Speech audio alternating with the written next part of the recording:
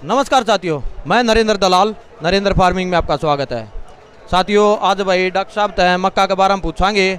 मक्का की वैरायटी भाई कौन सी नई है और कौन सी पुरानी है, कितनी पैदावार है और भाई कितनी हाइट वध है, कितने पानी की ज़रूरत है, सारी जानकारी लेवांगे। एसआर कृषि मेला हमारे दे तो नमस्कार डॉक्टर साहब। नमस्कार जी, नमस्कार। डॉक्टर साहब, पहले तो अपना शुभ नाम बता दो। डॉक्टर मेहरचंद कंबोज। अच्छा जी, तो भाई आड़े आप मक्का धर रहे हो, तो ये कौन सी वैरायटी की मक्का है डॉक्टर साहब? ऐसे जी, पहले तो मैं ये बताना चाहता हूँ, मैं हरियाणा कृषि विश्वविद्यालय में का जो करनाल में सेंटर है ना, उचानी फार्म, वहाँ पर मक्का और गन्ना के अनुसंधान होता है। वहाँ पर ब्रीडर हूँ जो नई किस्में विकसित करते हैं। सबसे पहले किसानों को मैं ये बताना चाहता हूँ कि मक्की कई प्रकार की होती है। जो आज तक हम अपने चारों तरफ देखते हैं उसको कहते हैं साधारण मक्का।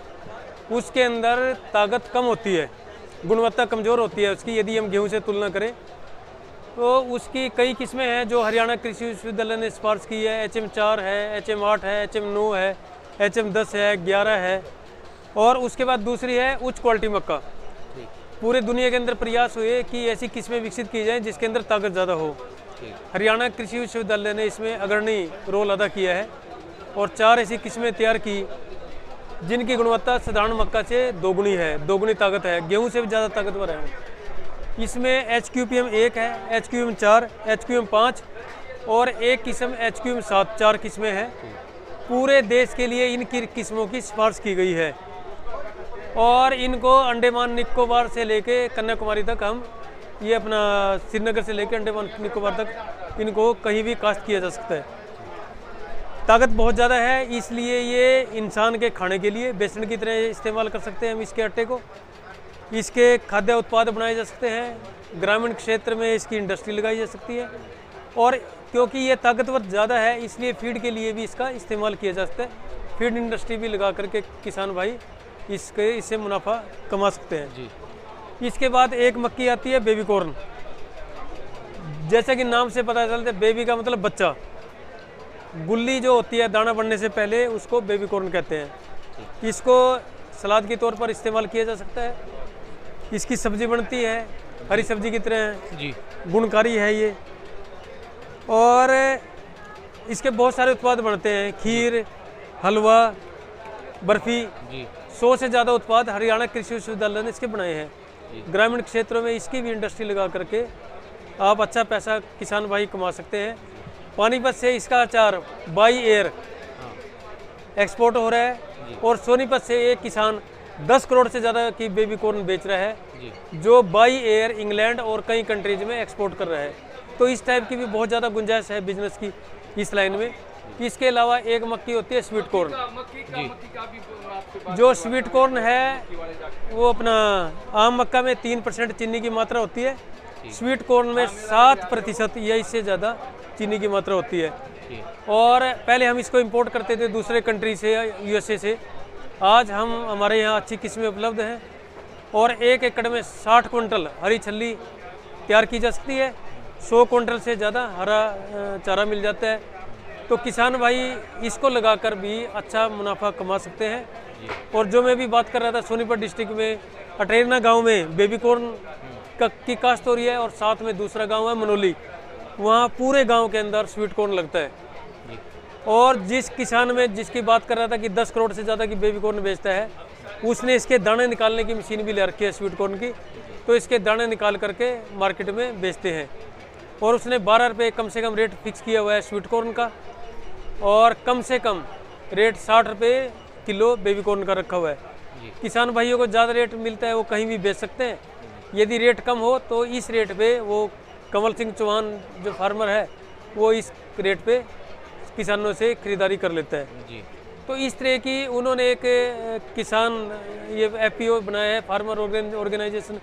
इस तरीके से किसान नए इस टाइप के ग्रुप बना करके इंडस्ट्री लगा सकते हैं और इससे बहुत ज़्यादा मुनाफा कमा सकते हैं। अब ये बात थी मक्का कितने प्रकार की होती है। बात आती है इसकी काश्त के समय की। हरियाणा में 3 समय है जब हम मक्का की काश्त कर सकते हैं। सबसे जो मुख्य सीजन है वो खरीफ का है। 15 जून से लेकर के 20 जुलाई तक मक्का की काश्त करने का सही समय है। 20 जुलाई के बाद यदि हम बिजाई करें तो पकने में दिक्कत आती है, लेकिन बेबी कॉर्न की हम पूरे साल काश्त कर सकते हैं, दिसंबर और जनवरी 2 महीनों को छोड़ करके, क्योंकि उस टाइम टेम्परेचर काफ़ी कम होता है, मक्की के जमाव में दिक्कत आती है। जहाँ तक स्वीट कॉर्न की बात है, पूरा जुलाई पूरा अगस्त इसकी काश्त कर सकते हैं, क्योंकि स्वीट कॉर्न को हमने पकाना नहीं होता, इसकी छल्ली बिकती है। और जो अगस्त में बिजाई की जाती है, अगर उसके दिसंबर में उसका पैदावार आती है मार्केट में, शादियों के समय पे आती है, उसका मूल्य भी ज़्यादा मिलता है और उसकी पैदावार भी अच्छी आती है। दूसरा जो समय है वो सर्दकालीन है, 25 अक्टूबर से लेके 20 नवंबर का सही समय है। उससे पहले यदि बिजाई करेंगे तो जब फरवरी में इसमें फूल आएंगे, परागकण ठंड होने के कारण परागकण मर जाएंगे, दाना नहीं बनेगा। और 20 इसके अपना नवंबर के बाद यदि बिजाई करेंगे, पौधे कमज़ोर रहेंगे, पाला पड़ने पर मर सकते हैं। तो इस बात का ध्यान रखें कि 20 नवंबर से पहले बिजाई कर लें। तीसरा जो समय है बसंत काल का है, 25 जनवरी से लेकर के 15 फरवरी, 25 जनवरी से लेके 15 फरवरी बेस्ट समय है। उस समय 30-35 कुंटल प्रति एकड़ मक्का की पैदावार ली जा सकती है, वो बेस्ट समय है, क्योंकि उस समय कोई बीमारी नहीं आती।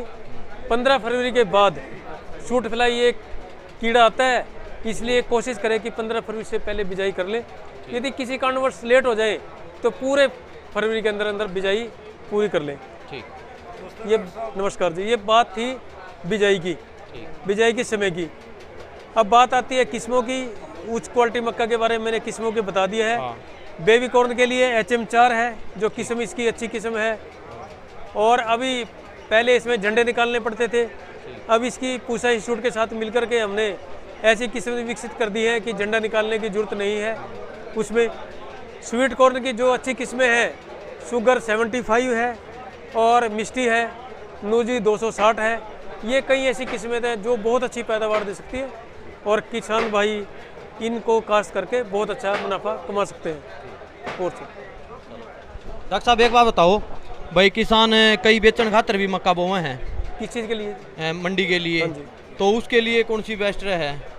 दाने के लिए जो ये बता रही है, दाने के लिए ही है, ये खाने के लिए यूज, खाने के लिए उसको और खाने के साथ साथ भाई पशुओं चारा मिल जाए इनका। पशुओं के चारे के लिए अलग किस्में हैं। अच्छा। चारे के लिए अफ्रीकन टाल है जो ऊंची बढ़ती है। हाँ। चारे के लिए बेस्ट किस्म वही है। ठीक। और नेशनल सीड कॉर्पोरेशन के पास बीज उपलब्ध है। हाँ। किसान भाई वहाँ से उसका बीज ले सकते हैं। NSC का। हाँ जी, NSC। ठीक। ये खाने के लिए, ये खाने के लिए। और स्वीट कॉर्न भाई हाँ जी, स्वीट कॉर्न जो अपना दाने निकाल के बिकती है, उसके भी बहुत सारे उत्पाद बनाए जाते हैं। तो ये कौन सी धरती में हो सकती है डॉक्टर साहब? रेतली दोमट जमीन जो है उसके लिए बेस्ट होती है, हार्ड सख्त जमीन नहीं होनी चाहिए। अच्छा।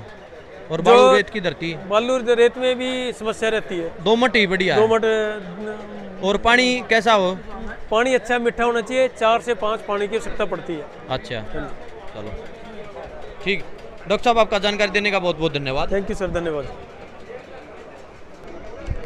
तो डॉक्टर साहब तब भाई मक्का के बारे में जानकारी ली, ताकि भाई सारे किसान साथियों ने पूरी जानकारी मिल जाए। मेला का कुछ तो फायदा होना चाहिए भाई, तो आपा तो बार बार यह है कि वहाँ के भाई किसान साथियों ने मेला माना चाहिए और पूरी जानकारी लेनी चाहिए। तो साथियों ये थे भाई मक्का की जानकारी। अपनी वीडियो कैसी लगी इन्हें ज़्यादा से ज़्यादा शेयर करना। नमस्कार।